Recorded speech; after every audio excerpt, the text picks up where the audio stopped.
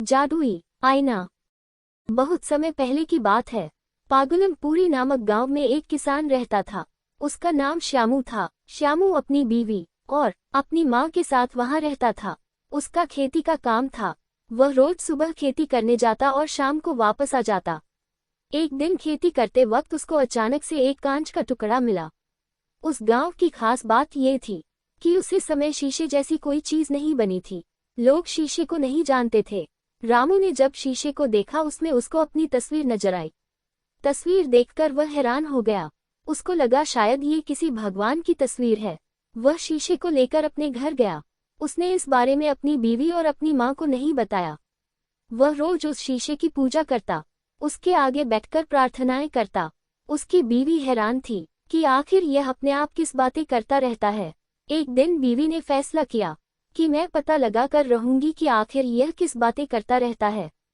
जब श्यामू सुबह में अपने काम से निकला, बीवी ने चुपके से कमरे में जाकर देखा तो उसे शीशे में अपनी तस्वीर नजर आई। उसको लगा कि शायद श्यामू का किसी और दूसरी औरत के साथ चक्कर चल रहा है। वह गुस्से में झटपट आ गई। उसको लगा शायद ये किसी दूसरी औरत की तस्वीर है। वह श्यामू से बहुत नाराज थी। वह शीशे का टुकड़ा लेकर बैठ गई। उसने फैसला कर लिया था कि वह घर छोड़कर चली जाएगी। अब उसका यहाँ कोई काम नहीं है। उसने यह बात अपनी सास को बताई कि श्यामू अब किसी और का हो गया है। वह अब उसका नहीं रहा। वह रात दिन एक लड़की की तस्वीर से बातें करता रहता है। जब उसकी माँ ने वह शीशे का टुकड़ा उठाया तो उसने उसको उसकी तस्वीर नजर आई। श्यामू की माँ बोली, हरगिज नहीं, मैं इस बुरी औरत से अपने बेटे की दूसरी शादी नहीं करूँगी। तेरा दिमाग खराब हो गया है। मेरा बेटा इतना अंधा भी नहीं है कि वह इस बुरी औरत से दूसरी शादी करेगा। श्यामू की बीवी बोली, माँ जी, यह बुई हो या जवान करता तो वही से ही है ना, जिंदगी भर से प्यार। वह मुझसे प्यार ही नहीं करता है, तभी तो वह रात दिन ऐसी तस्वीर से बातें करता रहता है। दोनों सास बहू में काफी देर तक बहस हुई। शाम में जब श्यामू आया तो उसने देखा कि वह दोनों मुंह फुलाकर बैठी हैं। शाम ने पूछा, क्या हुआ माँ, क्या हुआ, तुम दोनों इस तरह से क्यों बैठे हो?